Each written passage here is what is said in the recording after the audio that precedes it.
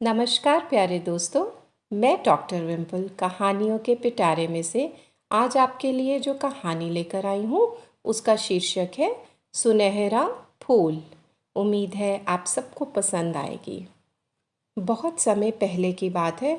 घने जंगल में एक क्रूर राक्षस रहता था जिसका नाम अकासुर था।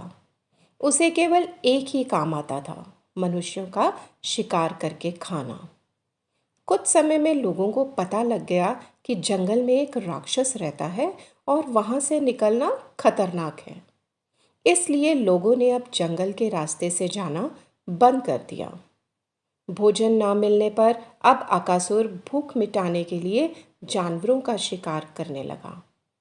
इसी प्रकार वर्ष बीतते गए। अब अकासुर बूढ़ा हो चुका था। उम्र बढ़ने के कारण अच्छे बुरे का ज्ञान होने से वह अपने द्वारा मनुष्यों को मारे जाने का अफसोस करने लगा। उसके द्वारा मारे गए मनुष्यों की चीखें और विनतियां उसके कानों में गूंजती रहती थीं, जिससे वह हर समय परेशान रहने लग पड़ा था। अंततः अकासुर इस अपराध बोध से तंग आ गया था और उसने अपने पापों का प्रायश्चित करने का निश्चय किया। लेकिन राक्षस होने के कारण उसे खुद को पवित्र करने का कोई उपाय नहीं सूझ रहा था। अकासुर ने सोचा, साधुजन बहुत ज्ञानी होते हैं। वे मेरी परेशानी को समझकर मुझे कोई मंत्र इत्यादि बता सकते हैं। यह सोचते हुए वह किसी साधु की तलाश में निकल पड़ा। ढूंढते ढूंढते एक पेड़ के नीचे अकासुर को एक साधु ध्यान में बैठा दिखा। वह साधु का ध्यान खत्म होने की प्रतीक्षा करने लगा। साधु ने जब आंखें खोली तो अकासुर को देखते ही वह समझ गया कि वह उसके पास क्यों आया है। फिर भी साधु ने अकासुर से बोला, तुम यहाँ क्यों आए हो? क्या तुम समझते हो कि तुम मुझे खा सकते हो? अकासुर शर्मिंदा हुआ बोला, नहीं नहीं तपस्वी, मैंने बहुत समय पहले से ये काम छोड़ दिया है। मैं अपने अतीत में किए अपराध पे बहुत शर्मिंदा हूँ। यह अपराध बोध दिन रात मेरा चैन लूट रहा है। मैं इससे आज़ाद होना चाहता हूँ। कृपया कोई रास्ता बताइए। यह कहकर वह श्रद्धापूर्वक साधु के आगे झुककर खड़ा हो गया। इतने में साधु ने सोचा कि अकासुर को जंगल से निकालने का इससे अच्छा मौका और नहीं हो सकता। उसके जंगल से निकल जाने पर लोगों को चैन की सांस आएगी।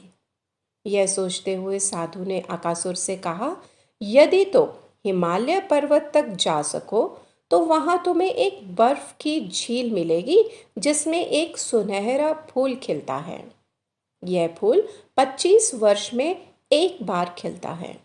यदि तुम यह फूल लेकर भगवान शिव की आराधना करो तो तुम्हें स्वर्ग की प्राप्ति होगी। इस प्रकार की बात सुनकर अकासुर बहुत प्रसन्न हुआ और वह साधु से फूल तक पहुंचने के मार्ग को समझकर हिमालय पर्वत की दिशा की ओर चल देता है। अकासुर हिमालय पर्वत श्रृंखला तक पहुंच गया। वह वहां एक फकीर का जीवन व्यतीत करने लग पड़ा। कुछ वर्ष बीत गए। तब एक दिन उसे हवा में वैसी खुशबू आने लगी जैसी साधु ने उसे फूल खिलने पर आने को बताई थी। वह झील की ओर गया और देखता है कि उसमें एक बहुत अद्भुत सुंदर सुनहरा फूल खिला है जो चारों ओर एक मीठी सुगंध फैला रहा है। अकासुर तुरंत वह फूल लेने आगे बढ़ता है। तभी उसे झील की ओर दो व्यक्ति आते दिखाई देते हैं। उनमें से एक व्यक्ति ने राजसी कपड़े पहने थे, जो अकासुर को देखकर अपनी तलवार निकाल लेता है, जबकि दूसरा व्यक्ति साधारण कपड़ों में था। वह अकासुर को देख भय से कांपने लगता है। अकासुर उन्हें कहता है, मुझसे मत डरो, मैं भला और शुद्ध मन का हूँ। मैं आपको कोई नुकसान नहीं पहुंचाऊंगा। मैं यहाँ केवल यह सुनहरा फूल लेने आया हूँ। इतना सुनकर वे दोनों व्यक्ति एक दूसरे की शक्ल देखते हैं। राजसी कपड़ों वाला व्यक्ति बोला, मेरा नाम बुद्धि राजा है। मैं राजा विक्रमादित्य के राज्य का कर्मचारी हूँ। हमारे राजा बहुत बीमार हैं, जिस कारण राजसी कार्य कई समय से रुका हुआ है। सारा प्रांत उस वजह से परेशान है। राजवैद्य ने यह सुनहरी फूल लाने को कहा है, जो राजा की बीमारी का इलाज करने में समर्थ हो सकता है। बुद्धि राजा की बात समाप्त होने पर दूसरा व्यक्ति बोला, मेरा नाम माधव है। मेरी एक बूढ़ी माँ है। हम गांव में रहते हैं। पिछले वर्ष अधिक वर्षा हो जाने के कारण हमारा घर और खेती दोनों नष्ट हो गए थे। अब घर का गुजारा मुश्किल हो रहा था। मैंने किसी से सुना कि यह सुनहरी फूल ले आऊं तो मेरी आर्थिक स्थिति बदल जाएगी। यह सब सुनकर अकासुर बोला, सुनहरे फूल की हम तीनों को आवश्यकता है, लेकिन अगला सुनहरी फूल खिलने में 25 वर्ष लगेंगे। अब हम में से कौन यह फूल लेकर जाए? कुछ विचार करके बुद्धि राजा बोला, फूल को तुमने पहले देखा है, इसलिए फूल तुम ले जाओ। परंतु यह फूल यदि मुझे मिल जाता तो राजा के स्वस्थ होने पर सारा राज्य फिर से खुशहाल बनता और सारी प्रजा का भला होता। माधव ने भी अपने मन की बात कही। मैं सोच रहा था कि अगर मैं फूल ले लूं तो मुझे अपने जीवन में बहुत दौलत मिल जाती। अकासुर ने सारी बात का मन में चिंतन किया। वह झील में गया, सुनहरा फूल लाया और बुद्धि राजा को दे दिया। बुद्धि राजा अकासुर का बहुत धन्यवाद करता है और फूल लेकर वापस लौटने की तैयारी करता है।